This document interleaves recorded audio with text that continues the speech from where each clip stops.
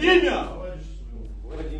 Владимир. Фамилия Владимир. ძალიან საინტერესო ამბები ხდება. აფხაზეთში მუნიციპალური არჩევნები ჩატარდა, რამაც ხმაურის და აგრესიის ფონზე ჩაიარა. ეს ხმაური და აგრესია დაიწყო, როცა ორგანიზაცია აიდგილარას პლატფორმაზე მყოფმა პოლიტიკურმა фигурებმა скандалური фактის აღმოჩენის შესახებ განაცხადეს.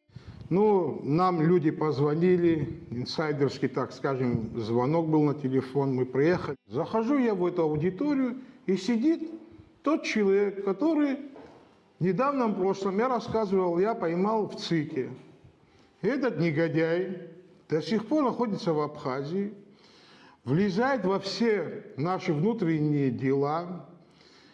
И что было самое удивительное, выясняется, что он звонит всем депутатам, молодым избирающим, всех вербует, к чему-то там, я не знаю, призывает и так далее, и так далее. როგორც გახსოვთ, აიდგილარა ის მთავარი სეპარატისტული ორგანიზაციაა, რომელმაც თავის დროზე ცნობილ ლიხნის კრებას გაუწია ორგანიზება. და შესაბამისად ისტორიულად სეპარატიზმის პოლიტიკურ იდეოლოგიურ ბირთვს წარმოადგენს. სოხუმში არსებობს ამჟამინდელი მმართველი ძალის გავლენით დაფუძნებული ასეთი ფორუმი სახელად კამანდა აფხაზიი, რომელიც ბიუროკრატიული აპარატისთვის კვალიფიციური კადრების გამოზრდის და განვითარების საკითხებზე მუშაობს. აწყობენ სხვადასხვა კონკურსებს, მოხალისეობრივ ღონისძიებებს და ასე შემდეგ. მოკლედ არჩევნებამდე 3 დღით ადრე ეროვნული კრების დეპუტატებმა და ვეტერანთა ჯგუფის არუას წარმომადგენლებმა კან კვარჩიამ, ეშ სოუკაკალიამ და ხიმა დუმამ გაზეთ აფხაზეთის მოამბის ოფისში იპოვეს რუსი პოლიტექნოლოგები ივან რევა, პაվել ტიმოფეევი და დიმიტრი ბუდიკინი, რომლებიც ხელისუფლების სასარგებლო პროპაგანდისტულ საქმიანობაში იყვნენ ჩართული. ერთ-ერთი მათგანი საერთოდ უშუალოდ საარჩევნო კომისიაზე მუშაობაშიც კი გამოიჭირეს. ნუ ამ ამბის გასყიდომის შემდეგ რუსი ბატონები დააკავეს და გააძევეს აფხაზეთიდან.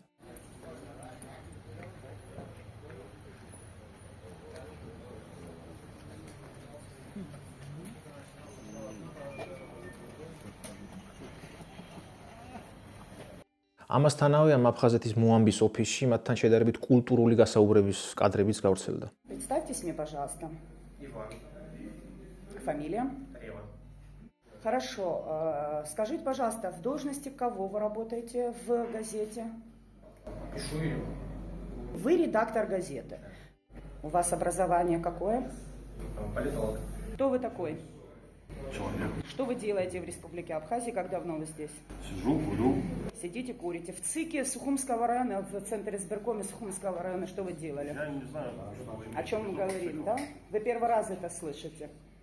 Хорошо. აგრეთვე გამოქვეყნდა სხვადასხვა სოციოლოგიური კვლევისა და გამოკითხვის დოკუმენტები, რომლებსაც რუსი სპეციალისტები წარმართავდნენ და აწარმოებდნენ. რუსები საკმაოდ სკრუპულოზურ ანალიზს აკეთებდნენ სოციალურ-პოლიტიკური სივრცის ფაქტობრივად ყველა მნიშვნელოვან სეგმენტზე, როგორიცაა მაგალითად ინფორმაციის შეკრება და დახარისხება პოლიტიკურ პარტიებსა და საზოგადოებრივ მოძრაობებზე, მასობრივი ინფორმაციის საშუალებებზე, საარჩევნო კამპანიის ეტაპებზე, სხვადასხვა საარჩევნო ოლქში განაწილებული დეპუტატების ლოიალურობაზე არსებული რეჟიმის მიმართ და ასე შემდეგ. საბოლოო ჯამში თავად რუსეთის ფედერაციისა და მისი პრეზიდენტის მიმართ არსებულ განწყობებსაც კი ზომავდნენ აფხაზეთში და დანარჩენ მონაცემებთან ახდენდნენ მიღებული პასუხების კომბინირებას.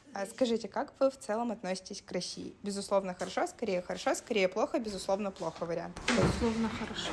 Скажите, как вы относитесь к президенту России Владимиру Путину? Хорошо. Скажите, доверяете ли вы президенту России Владимиру Путину? Безусловно, доверяю, скорее не доверяю, безусловно, не доверяю. Скорее доверяю. ასე რომ რუსეთის ფედერაციის ეს სამი მოქალაქე, რომლებიც აფხაზეთიდან ცემატყებით გაყარეს, უბრალოდ პოლიტექნოლოგები კი არა. ალბათობის უმაღლესი ხარისხით უშუალოდ რუსული სპეცსამსახურების თანამშრომლები იყვნენ. ეხლა ვნახოთ ამ რუსული სპეცსამსახურების თანამშრომლებს სინამდვილეში როგორი გასაუბრება და დაკითხვა მოუწყვეს აფხაზებმა. ცოტა გრძელი ვიდეოა, რომელსაც გამოსახულება არ გააჩნია, მხოლოდ ხმოვანი файлია.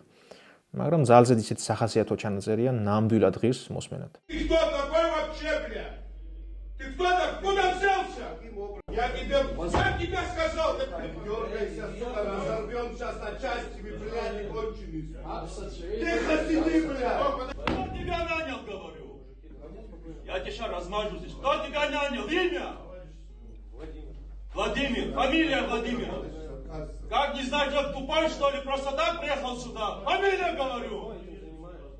Кто занимается этим?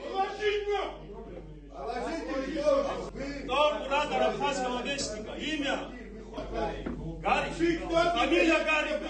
ამის შემდეგ ოპოზიციონერებმა, რომლებმაც ეს სკანდალური ამბავი გამოაშკარავეს, პრესკონფერენციაზეც გაშალეს ეს თემა და პრინციპში პირდაპირ შეუტიეს რუსეთს. Наши граждане объявляли иноагентами, депортировали из Российской Федерации. Это вот звенья одной цепи, это именно вот эти люди сделали эту работу, провели по дискредитации наших граждан. Мы не в игрушки играем. Мы говорим о том, что мы лишаемся своей родины. И если у кого-то память короткая, сообщу, в деле спасения абхазской государственности мы, абхазы, всегда вели себя абсолютно. Поведем себя абсолютно и в этот раз тоже. Вы будете в наглую делать из состоявшегося государства какой-то регион, не дадим мы вам это делать. სხვათა შორის ესენი იგივე фигурები არიან, რომლებიც ცოტა ხნის წინ ჩიოდნენ, რომ რუსები ქართველების წინააღმდეგ ნაუმარ ხალხს ასანქცირებენ. Именно в отношении этих лиц эти санкции применены. Понимаете? Вот об этом надо говорить, на это хочу обратить внимание. То есть произошла смена ориентиров. ისე ცოტა არის უცნაური ვითარება, უკვე რამდენიმე ათეული წელია აფხაზეთი სავსეა სხვადასხვა ფუნქციის მატარებელი რუსი მოხელით. ჯარისკაცით დაწყებული, რა ვიცი, უბრალო ოპერატიული თანამშრომელი დამთავრებული და რა არის ამ ბავშვი ესეთი სასკანდალო, რბილად რომ თქვა, ცოტა გაუგებარია. ამას მოჰყვა მთელი რიგი პოლიტიკური ფიგურების განცხადებები. ერთ-ერთი მათგანი იყო მაგალითად ასლან ყუბახია. დაინტერესებულმა ხალხმა იცის მისი პოზიციების შესახებ. ამიტომ ეხა ვითარებას აღარ გავართულებ. და პირდაპირ მის განცხადებას გავეცნოთ. როცა რუსეთში ძალიან დიდი პრობლემებია, როცა მისი როგორც მსოფლიო ძალის ბედი წყდება, ის უდიდეს რესურსებს ხარჯავს აფხაზური საზოგადოებისთვის სრულიად მიუღებელ პროექტებზე. ერთხელ ჩვენი უშიშროების თანამშრომელს ვკითხე, რას აკეთებს მეთქი ამდენი FSB-ს თანამშრომელი აფხაზეთში. სიმართლე გითხრათ, პასუხებს არ გავუოცები ვარ. სად შეიძლება იპოვო უკეთესი ადგილი სპეციალური სამხედრო ოპერაციისგან ასე ეშმაკურად თავის დასაძრომად. რუსების მიმართ ამ იდეოლოგიური შეტევის ერთგვარი შეჯამება გამოდგა პარტია აფხაზური ერთიანობის ფორუმის გაფართოებულ სხდომაზე მისი თავმჯდომარის ასლან ბარციცის გამოსვლა. Амас убралот უნდა მოусმენთ. Имеются факты незаконного присутствия людей на телевидении, в избирательных участках, в том числе и не граждан Абхазии. Мы все были свидетелями вот этого позорища с 3 гражданами, которые занимались здесь фактически уголовно наказуемым деянием. Нашему народу не нужны ни наставники с их нравоучениями, ни надзиратели. Мы не подшефные, мы равноправные партнеры. მოკლედ ამ აურზაურის გამო სოხუმს ეწვია აფხაზეთის კურატორი რუსეთის მთავრობიდან. პრეზიდენტის ადმინისტრაციის ხელმძღვანელის პირველი მოადგილე სერგეი კირიენკო, რომელიც ზემოთ მოთხრობილ მოვლენებს ორი ვრცელი ინტერვიუთი გამოეხმაურა ადგილობრივ აფხაზურ ტელევიზიებთან. ეხლა ამ ორ ინტერვიუზე ცალკე მთელი განხილვაა გასაკეთებელი. მაგრამ ამ ეტაპზე პატარა ჩანართს მოусმინოთ. Антироссийских настроений в абхазском обществе нет. Настроений антироссийских нет. А вот высказывания антироссийские есть. Да? И они вылетают и в каналах, они вылетают и в публичных дискуссиях. Я считаю, что нет и не может быть проблемы в самом факте работы российских специалистов на территории Абхазии. По отношению к этим конкретным политтехнологам нарушили, на мой взгляд, не только законодательство, но и морально-этические нормы. При всех законах кавказского гостеприимства, да, они налагают ограничения не только на хозяина, но и на гостей. С другой стороны, при всех их нарушениях это не может давать основания для физической расправы и самосуда. Да? Ну, потому что то, что их там, на протяжении часа избивали, значит, этому не может быть никаких оправданий. Это граждане Российской Федерации. Россия всегда будет защищать своих граждан. Поэтому любой человек, который поднимет руку и применит насилие по отношению к гражданам Российской Федерации, будет нести ответственность по российскому законодательству. ეხლა დავაკვირდეთ თავად აფხაზების რეაქციებს ამ ორ ინტერვიუზე და კირიენკოზე, რომელიც სხვათა შორის სოხუმშია დაბადებული. დასაწყისშივე შევწყვიტე ყურება.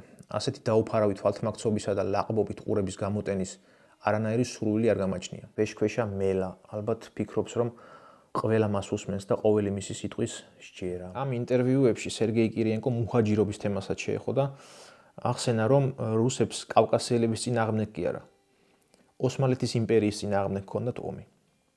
რამაც მსგავსი კომენტარები დაიმსახურა. ალბათ ბატონმა კირიენკომ ნამდვილად არ იცის აფხაზური სანაპიროს იმ ნაწილის სახელი, სადაც ფანტასტიკური ევკალიპტები იზრდება.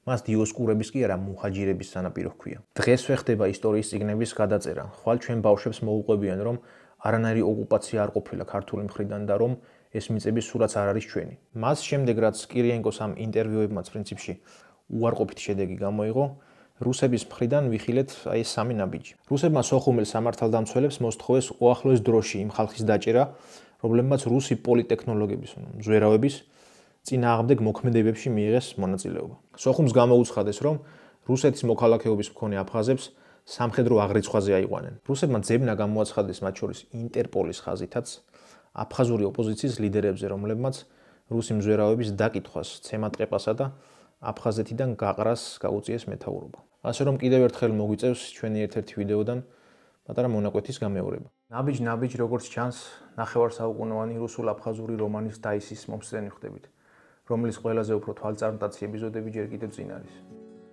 Когда-то мы с тобой снялись на фоточку, потом разъехались всему свой срок. Но не забуду я твою чечеточку, ты лучше всех ее по лесам.